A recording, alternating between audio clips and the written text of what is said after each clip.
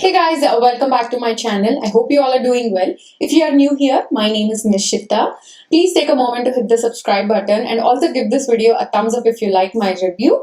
So in today's video, we are going to test out a brand new foundation from Hourglass. It's called their Vanish Seamless Finish Liquid Foundation. So they claim that the coverage of this foundation is full and you only need half a pump. So it's going to look like your second skin, look as natural as possible. It is a liquid formulation and it's supposed to be for normal, combination and oily skin types. So they didn't say it's for dry skin types. I have pretty normal skin, so we'll see how this performs. So the packaging looks really fancy. So it's this weird shape. Do you guys see? Do you guys see? I don't know how to explain this. What is it called? Trapezium? I forgot. It's been a while since I did geometry. I got the shade Amber and then I also got a sample of the shade Honey. First I'm going to try Honey and see how that works. This is how Honey looks like. I'm going to swatch both the shades for you guys. This is the shade Honey. So I'm also going to swatch that on my face. So this is Honey. I mean, it seems like a good match. So I'll probably, use Honey first. And if it's too light, then I'm going to switch to Amber. Okay, so this is Amber. So, and it looks like too yellow as well. The undertone of this is like killer. It matches me perfectly, whereas this one is a little bit yellow for my liking. I think I'm going to use the shade Honey first because this seems like a better match. Sephora lighting is not that great. That lighting deceives me like 9 out of 10 times. Let me blend out this and see how pigmented it is. Okay, that is like really good coverage. So I'm taking Honey and dotting it onto my face from the sample that I got.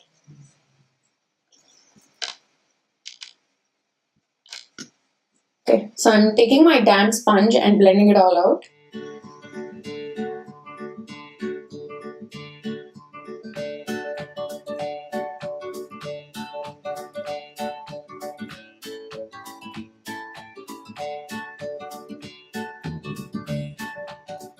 So Honey is like a really good match for me. I should have gotten full size of Honey instead of Amber. But yeah, let's just work with the sample today. So there is no oxidization in the foundation at all. So this was the swatch of Honey that I've had for a while. This is like a brand new swatch and I don't see any oxidization.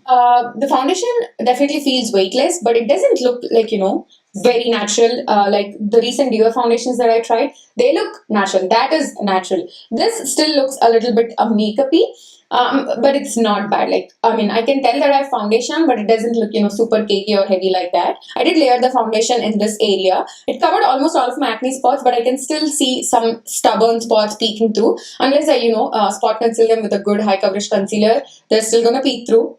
So it's not on the foundation, but that's fine. The blendability of this foundation is not that great. I mean, usually I dot my foundations onto my skin and I have some, buffer time to blend it out. The foundation still blend out fine. But this one, I had to work a little bit harder. The finish of this foundation is matte. Like, it doesn't feel uncomfortable on my skin, but I feel like if you have dry skin, I don't know how this will work. But like they said, this might be a foundation for normal and oily skin types. So far, I like it. I mean, I don't know if it justifies the price tag and you don't even get a full ounce. But yeah, like they said, a little bit does go a really long way with this foundation. It is, already slightly cracking in my smile lines. But I think I'm getting older. Almost every foundation is doing that to me. So now I'm going to jump off camera, finish the rest of my makeup. When I get back, we'll talk more. Hey guys, so I've had this foundation on for almost 3.5 hours now. I applied this around 12 o'clock. Oh god, I did start this WearTest really late in the day today. I'll try my best to keep this on till 8 and beyond 8, and we'll see how it performs. When I applied the rest of my makeup, everything went on just fine. Like bronzer, blush, concealer, I had no issues whatsoever, and I really like how my makeup turned out as well. And the makeup that I'm wearing, I'm just going to quickly tell you guys. So on my lips, I have the NYX Ride or Die. Sorry, not Ride or Die. The shade is Ride or Die, but it's called their Line and Load. It's the new range that they came out with. And then on top, I have the Hudabeauty Demi matte in the shade SHEro. So that's what's on my lips, and on my eyes, I'm wearing the Wet n Wild Not a Basic Peach palette. So coming back to the foundation, it feels very lightweight. It looks naturalish, but I can definitely tell that I have foundation on my skin. But I don't care. And this particular shade matches really well with my skin. And what else? Yeah, the one thing that I want to mention is that Obviously, they didn't claim that this foundation is for, dry skin. They did say it's for normal, oily, and combination. And I think they're true. Like, this foundation on its own does not provide you with any kind of hydration. For my normal skin, I did feel the urge to apply my Pixie Milky Mist on top. So that's the mist that I use whenever I feel like I need some extra hydration on my skin. So now I'm going to continue to do the wet test, and I will see you all at the end of my day. So guys, it's currently 7:40 right now. I've had this foundation on for almost 8 hours. I wanted to keep this on till at least 9 o'clock, but I'm really tired right now. My brain stopped functioning. So I just want to, finish reviewing this foundation, take off my makeup and go to bed. But I think I know how I feel about this foundation. First, I'm going to start off by saying that this is not the, best foundation that I've ever tried. And for the price, for me, it's not worth it. So this foundation has a really good coverage. It feels very lightweight on the skin. So coming to the cons, the blendability of this foundation is not the best. Now that I think about it, there are many other foundations in my collection that blend out way easier than this one, even, drugstore ones. And it is also a little bit drying on the skin. When I applied my makeup, I immediately had the urge to use a, setting spray on top of this. So if you have dry skin, I personally do not recommend this for you guys. And I don't know if you guys can see, I guess, it is looking a little bit oily in this area. This is where I usually tend to get oily by the end of the day. But it's okay. I'm not mad about that, but I'm just letting you guys know that it didn't keep me mad throughout the day. Also, the foundation is not, completely transfer proof.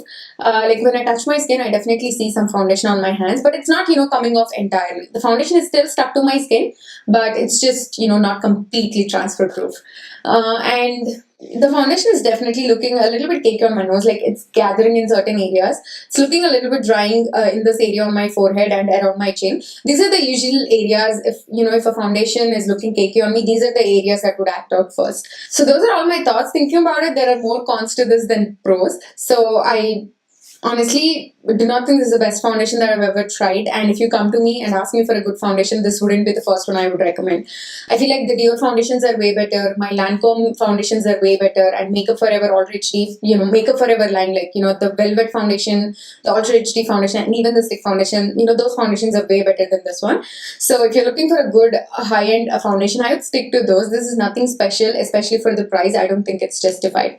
So that's the end of this review. I really hope you guys like my honest opinion. If you did, please give this video a thumbs up. Also hit the subscribe button, and I will see you all in my next one. Bye.